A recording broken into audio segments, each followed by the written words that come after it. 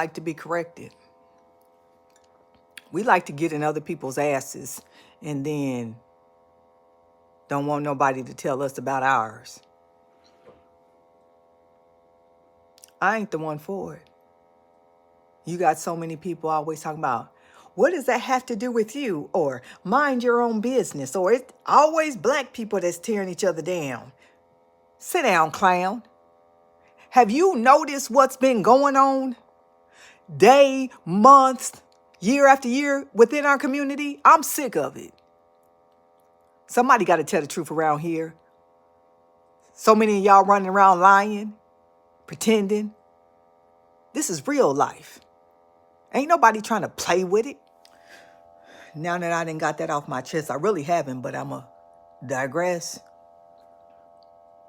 We have to start paying better attention about what's going on. We idolize these celebrities because they got some money. Throw up some videos and earn you some.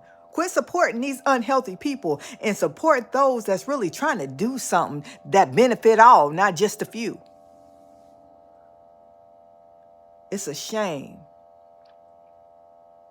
how so many of us have bought into this unhealthy, unrealistic mentality. The more toxic it is, the better the ratings go up. You try to tell somebody about something that can benefit them and everybody else, and you boring as hell. It's a shame. It's a shame. This young lady ain't lying. Kanye and Diddy did it, allegedly. But I believe her. Because see, what happens is people get so arrogant and so entitled that they think laws and expectations and boundaries don't apply to them. Now, let's be honest. You had Kanye, they was marking him a genius. Kanye ain't a genius. He is a creative mind. He is able to produce some things, but he's no genius.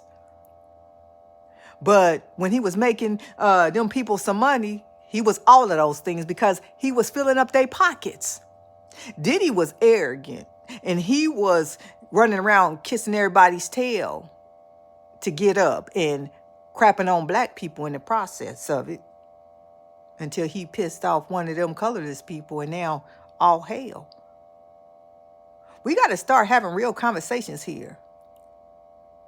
I've been posting videos about what's really going on. You know, you say something about these celebrities and numbers go up. I posted a video about this young black chick that is in jail in Ohio because she unalived a 3-year-old. She went from California, Florida, Ohio, and raising all kind of hell. That's the video that should be going viral because it's a lot of her living in your community. Some of them might even be living in your house or next door or going to school or working with you.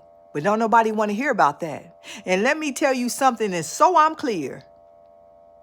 Oh, that don't happen to me. That happened to other people. You are other people to everybody. Things have happened to me that you could not have told me. It would have been me. I've said this many times. I'm the first person I know to catch COVID. I caught it in March 2020. You could have never told me that. Would have went through something like that? Absolutely not. I take my time and I try to bring forth information, a little humor too, because I need to entertain you to get these numbers up. But to educate you so you know what's up. It's a lot of people out here, they look awful nice until you take off them wigs and fillers and all that other mess and designer clothing. But they ain't got nothing up here. I'm trying to give you knowledge and information and tools that you can apply to your life, or you can grow knowledge and wisdom from, so you can navigate through some of this mess. You're going to see a lot more of us that going to be addressed. See, so many people, when they get popular, they lose their identity and it becomes something unhealthy. We own some of that because we buy into that and we support that. We got to quit doing that. Focus on what's really beneficial in your life. Listen to this girl's story. She ain't lying.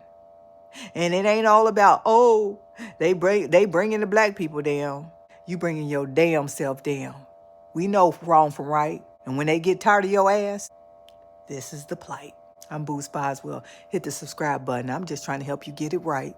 I was never actually going to tell this story, like, ever. Like, you know, like, Diddy has gone down, like, shit's coming out about him. It's kind of like irrefutable proof of the evil shit that goes on behind doors. And if you've noticed, people are accusing Kanye now of the same type of shit. And my old manager, Lauren, has kind of been the whistleblower on the shit that he's done. And I wasn't going to say anything. I'm very proud of her. Like I said in my one post, like, I've only been assaulted twice. This was one of the 2 times that kind of changed the trajectory of my life and my career. So I was 19. And if you know anything about me, I, you know, went viral at 18 on World Star and then on YouTube, and like kind of rose to fame really quickly. And I was doing rap covers, so a lot of rappers were reaching out to me and asking to work.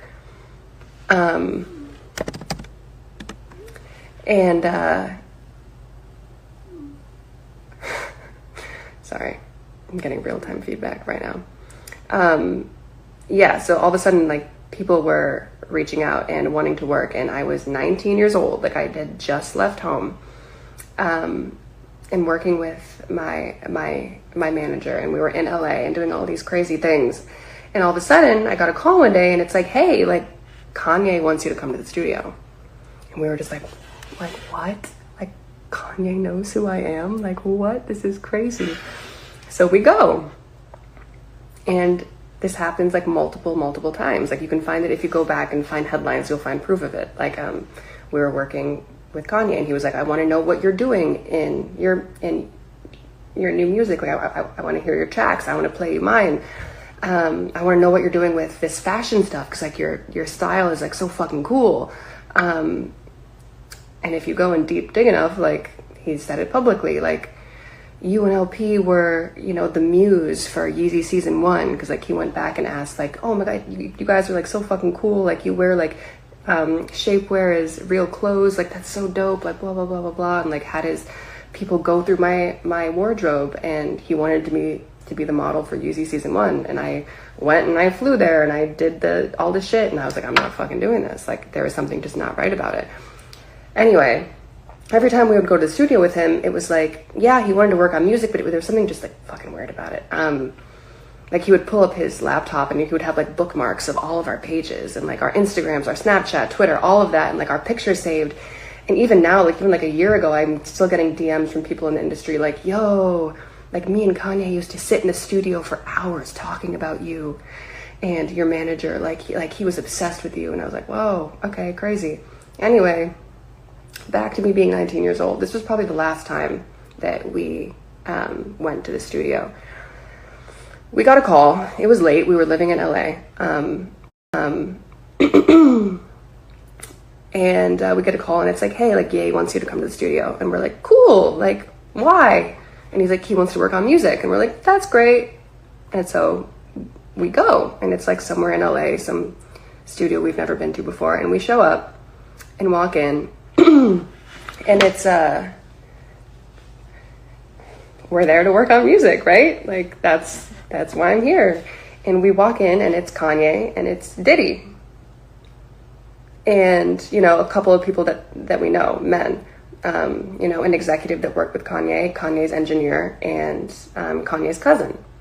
And we walk in and we're like, okay, cool. And it's immediately I was like, there's something not right.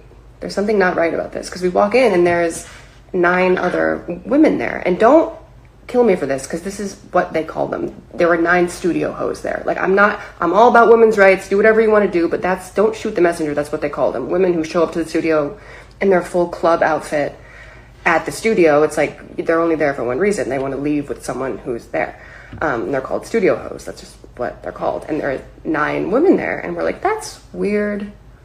I thought we were here to work on music. And like, we were invited, like I was invited as an artist and my manager. So I'm wearing like fucking double XL sweatpants and like a giant hoodie. I look like a fucking slob. And like, you know, my manager's there in her usual suit, like black leggings, black zip up. Like, we're just like, this is strange, but okay. And we walk in and there's all these ladies there wearing their club gear, and Kanye and Diddy are already like out of their fucking mind, just like completely fucked up. Drunk, but probably something else. And we're like, okay, but like we were invited as artists. Like maybe these girls are gonna leave and we're gonna work on music. Like let's just walk in and just, yeah. Immediately I felt like there was something weird, because, you know, there's always drinks, there's always, you know, the vodka and the mixers just like sitting on the table. But we walk in and immediately Diddy hands me a drink, Kanye hands Lauren a drink, and we're like, that's weird. Like, why are they serving us? And I don't like to drink. Like I don't like alcohol. I don't like the way that it like makes me feel. It makes me feel sick. So, but my manager, since the beginning, she was just like, I know you don't like to drink, but if someone famous hands you something to drink, even if you don't want it, just like hold it and like pretend, because you don't want to seem rude. And I was like, okay. And it was like a vodka cranberry, and I was like, oh, gross. And so I'm just standing there with my back against the console, just like pretending to sip this drink. And I'm like, I'm not fucking drinking this. This is gross. And my manager was sitting across on this couch with Kanye's cousin, and then the other girls were sitting next to her. And immediately I was like, there's something fucking wrong. Like I couldn't explain it. I didn't know what to do. But I just like felt that there was something not right. But I didn't fucking know what to do. I was 19 years old, like just left home a year ago, new in the industry. Yeah, I didn't know what to do, but I knew that there was something wrong, basically. And I was standing there pretending to sip this drink, and my manager was sitting across from me. And, you know, if you know about like my past and like us being together, like she's very much reserved. And people would always say like, oh, she's such a bitch. She has like a resting bitch face. And it's because she has like a severe like social anxiety. Like she just wants to like sit in the corner and like tap on her phone and like not talk to anyone. So she's not a bitch. She's just very shy. And I see her across the room holding her drink. And it was weird because I noticed as I was standing there just kind of just like wondering what's going on, Diddy kept looking at me. And Kanye kept looking at Lauren, and like they were exchanging glances. And I'm like, they're like watching me strangely. And I'm like, okay, let me pretend to drink. And like, I'm not actually doing it. And like that seemed to like make them happy, like me like pretending to like to join in. And immediately I'm like, there's something fucking in this drink. There's something in this drink. And I didn't know what to do. And I like, my manager was like across the room, but like close enough, but like not next to me, so I couldn't like whisper to her. But I wanted to tell her, I'm like, hey, don't fucking drink this. There's something wrong with this. But I couldn't. So I reach for my phone and I start to type, and Kanye takes the phone out of my hands and he's like, who are you texting? Like, you don't need to text anyone. Like, we're having a party. And I was like, okay. And he like puts it on one of the speakers, and I'm like, fuck. Now what do I do? Like, I don't know what to do. And I see my manager take a sip. And I'm like, fuck. Like, fuck. Now what do I do? And then I see her take another sip. 2 sips out of this little vodka cranberry cup. And I'm like, oh, what do I do? 2 sips, and I watch her face flush. And all of a sudden, like I look over and she's speaking really loud and like making jokes, and I'm like, whoa, like this isn't her. Like she doesn't make jokes. She's fucking terrified of people. Like she doesn't even talk. And I was like, it's already hitting her. Like 100%, I just knew that the drinks were all laced with something. And she starts like almost being like belligerent a little bit, but not in like a crazy way, just like really enjoying herself. And I'm like, that's not her. That's not her. She doesn't even want to be here. Like, this is weird. What do I have to gain? Let me just ask you, what do I have to gain? I'm in a fucking farm in the middle of nowhere. I'm not in the industry anymore. I'm not filing a lawsuit, so I'm not getting paid. I'm not looking for clout, because who gives a fuck about me? So why would I lie about this? This has been 9.5 years since this happened to me. Why would I? Let me go on. Whatever. Yeah, so I see her start to leave. And I'm like, where are you going? And she's like, it's fine, I'm just going to the bathroom. And I was like, no, stay. And she's like, it's right there, I'm just gonna go to the bathroom. And I was like, okay. And she walks out. And all of a sudden, I realize that I'm in this studio. The music's low, the lights are dim, but you can still like see everything. And I realize that I'm in the studio with Diddy and Kanye, and they're both off their shit. And there's 3 other men, an executive that works with Kanye, his engineer, and his cousin, and me, alone. And I'm like, oh, fuck. Okay. And I haven't started freaking out yet. Like, I know what the situation is. I know, I know this is a bad place to be in, but I don't really feel scared yet, you know? Like, cause I'm like, there's other people around, there's other men around, and I know them. Like, I've known them for a while. Like, nothing bad's gonna happen. And I'm standing there, and I realize that so this is like a pretty like sizable studio. There's like the glass doors, the couch there, a console, another console, the screen, all of that. But it's like, it's pretty big, but you can still see and talk to everyone easily. And I realize that I'm standing really close to the exit, and it's a glass door, and it opens in, and I'm standing pretty close to it. And I realize all of a sudden that Kanye and Diddy have realized that I'm the only girl in the room. And they're like fucked out of their minds, and they start coming towards me, and they're like, don't you want to take your clothes off? Like, it's so hot in here. And I'm like, no, fine. I'm fine like this. And they're like, come on, like, it's just us, like, we're all just friends, like, let us just like see like how you look. And I'm like, okay, I'm fine. And like, I still haven't gotten scared yet, you know? Like, I'm still like, this is a bad situation, I'm creeped out, but like, there's no reason to panic, there's other men here.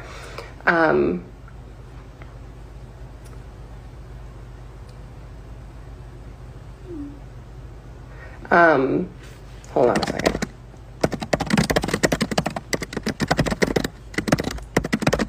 Real-time feedback.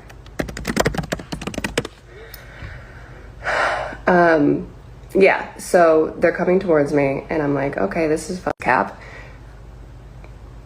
What do I have to gain? Let me just ask you, what do you try? They're coming towards me, and I'm like, okay, this is fucked. I don't know where my manager is. I don't know where anyone is. And they're coming towards me more, and they're trying to like take my clothes off.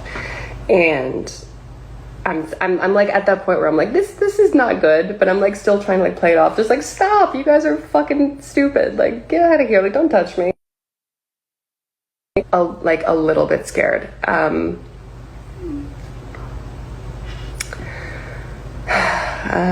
this just freeze? Okay, no, it's back. Okay, so let me just get to the point. So they start trying, like, they're like pawing at me. Like, they're both drunk, probably on something else. And I start to get a little bit apprehensive because I'm pretty much like backed up against the wall. Like, there's only one exit, and I'm pressed up against this door. And I'm still not completely terrified yet, but I'm like, you guys stop. Like, stop. And they're getting to the point where they have like ripped my shirt off. And like, I'm like almost fully exposed at this point, and they're both coming at me, and I'm like, you guys, like, seriously, this isn't funny anymore. And I look to my left where his executive is. Like, we know him pretty well. Like, we've been around him a lot. He's literally 3 feet away from me. Like, if I reached and he reached too, like, we could touch. Like, he's that close. And I look, and I'm like, hey, like, I give that look where I'm just like, come on, like, step in, like, this isn't cool, like, you're a grown man, like, you're like 50 years old, I know you have a family, like, you know this isn't right, like, do something. And this is the part that for as long as I live, I will never fucking forget. It isn't actually the aspect of being sexually assaulted. That's not what haunts me. It's this. It's as these 2 grown men were pawing at me, trying to take my clothes off, I look over to this man asking for help, and I literally mouth the word help. And we lock eyes. And he looks away.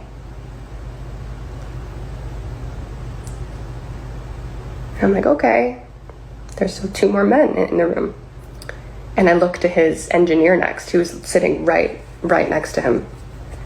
And I know that he's married and he just had a little baby girl. And I'm like, okay, he's gonna do something. And I look at him next and I'm like, okay, like, do something, say something, do anything. And he looks down at his phone and starts texting. And then I was like, oh, fuck. I look at Kanye's cousin next. And I'm like, do something, you know, like fucking do something. And he spins his chair around.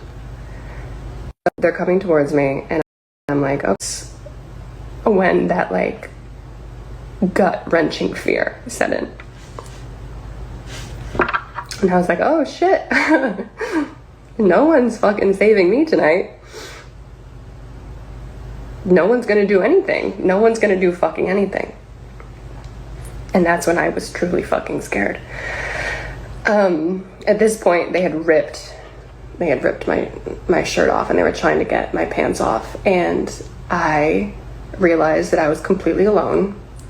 And I closed my eyes for a second. And I was like, God help me. What do I do? And as my eyes were closed, this is going to sound weird because I bet a lot of you are wondering, like, how the fuck did you get out of this situation? My eyes were closed and I prayed and I said, God help me, what do I do? And it was like clear as day. I heard this in my head and it didn't make any sense. I heard, go towards them. And I was like, oh, fucking great. The one time I asked God for help, Satan answers, because why the fuck would I go towards these 2 predators who are sexually assaulting me? Like, why would I do that? And then all of a sudden it clicked. My back was up against the glass wall. I could not go any further back. That was the only exit. He said, go towards them. They were already drunk off their shit. They were fucked up. So I lunged forward. I stepped forward. And it like threw them off balance. Like they were like, oh, you know, and like they stepped back at least 1.5 feet. And the moment that they did, I reached behind my back, I pulled the door and I slipped out, grabbing my clothes. And I ran across the hall, across this corridor, and I hid inside of an empty studio that was black. And I sat there for like 20-25 minutes, just like crying, like, what the fuck do I do? And I'm texting my manager and she's not answering. And eventually, I don't think I'm supposed to say this next part because it could hurt her case, but basically everything she fucking said is true, basically, because what I saw next, I fucking saw it. I was the only one who wasn't drugged. I was the only one who didn't drink their drinks, whatever it is. I was the only one. So I saw what happened next and who was involved, and that's why I'm a part of this lawsuit and like named in it. And yeah, it just, that, I mean, I eventually got us both out and I got us in an Uber and, she obviously didn't remember anything because she was drugged and I wasn't. And apart from the aspect of, you know, looking for help and they turned away, the only other thing that really, really fucks with me is, what about all those other girls that were there? Those 9 other girls who were drinking the drinks before we even got there. Like, I know none of them got out. I know none of them got saved that night. And I'm like, did they even fucking remember? Did they even know what happened to them?